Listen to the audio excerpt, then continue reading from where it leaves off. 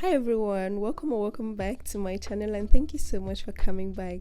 So, hoping that this would be a gentler alternative to store-bought leave-in conditioners, I decided to try this DIY okra and aloe vera leave-in.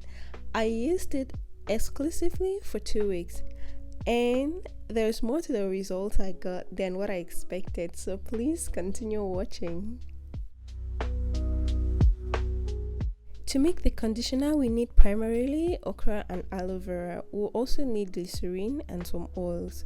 So you like to start by washing your okra and chopping it into flat, tiny pieces.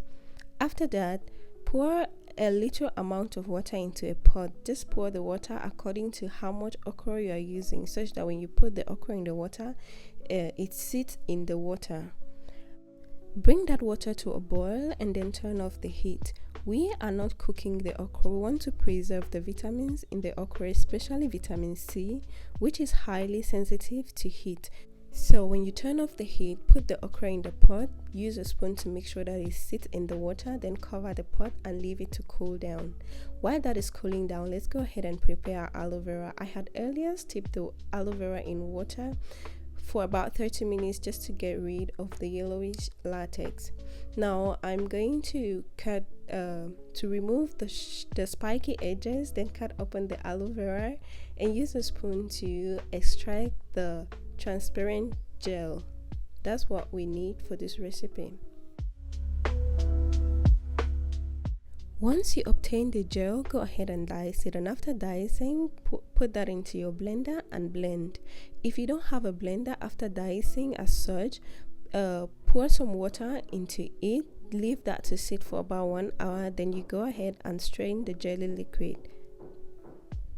You don't want to blend the aloe vera for an extended period, like blending it to be smooth. If you do that, it's likely going to lose its jelly consistency and become more watery. So after blending, go ahead and strain the aloe vera gel.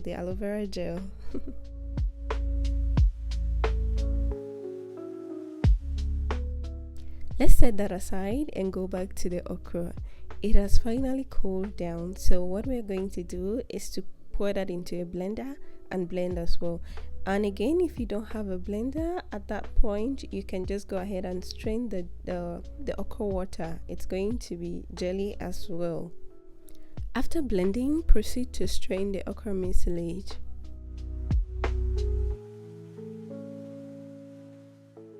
I had to pour this into this bowl just to ensure an equal quantity of both gels.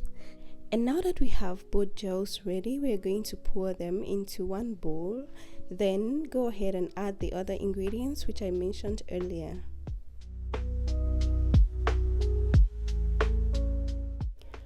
Our first additional ingredient is glycerin, and a tablespoon is sufficient. Glycerin is a humectant, and while it has the ability of binding moisture to the hair strands, it equally has a possible downside of pulling moisture out of the hair.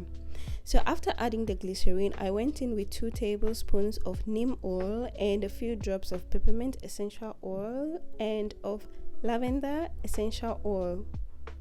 Please keep in mind that these essential oils are optional. You don't have to add them. So if you don't have, it's fine, or if you don't like them, it's fine.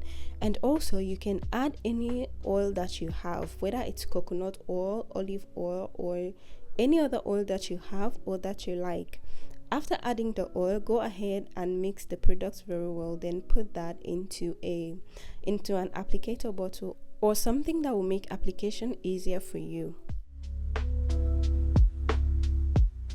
Starting on an absolutely clean hair with no product in it, all I'm basically doing is applying a generous amount of the DIY leave-in conditioner on a section of my hair and using my fingers to work that into my hair and onto my scalp, just like I would normally do with any other leave-in conditioner. Now, before we get to the most interesting part of this experiment, an experiment because this is the first time I'm leaving okra in my hair.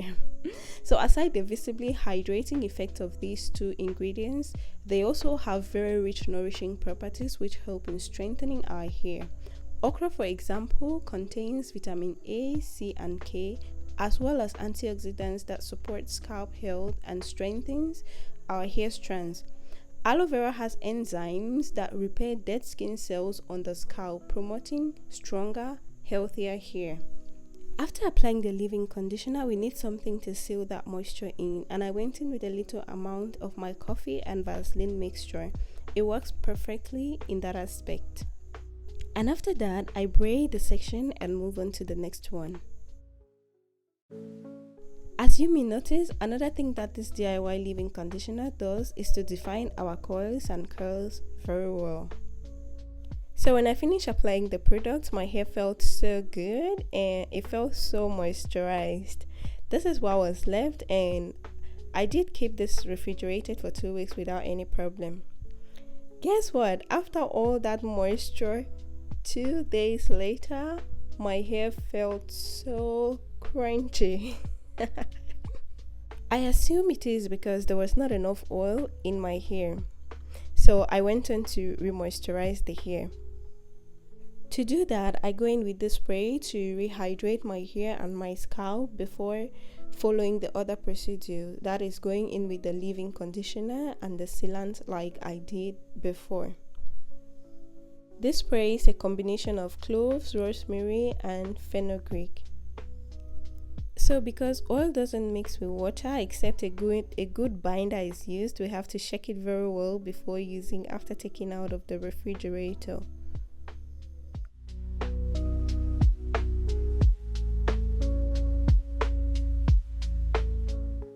From the time I started remoisturizing my hair, there was no experience of crunchiness again.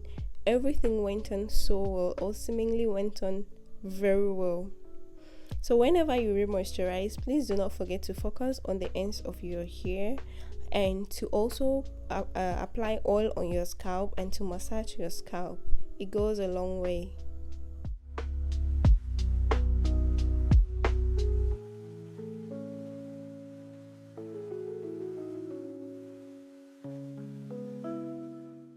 This was the second day after the second application of the product, and my hair was not crunchy at all. Yes, it needed moisture, but it wasn't crunchy. My take is that my hair already had enough oil to prevent that. So if I should do this again, which I will, or if you decide to do it, I'll advise that you go in with an oil first before the leave-in conditioner and finally a good sealant.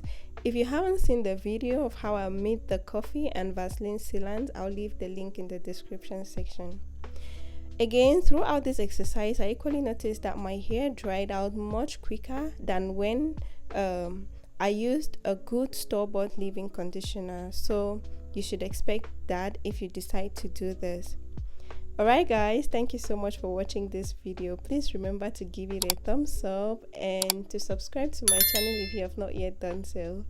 I will see you in another video. Bye.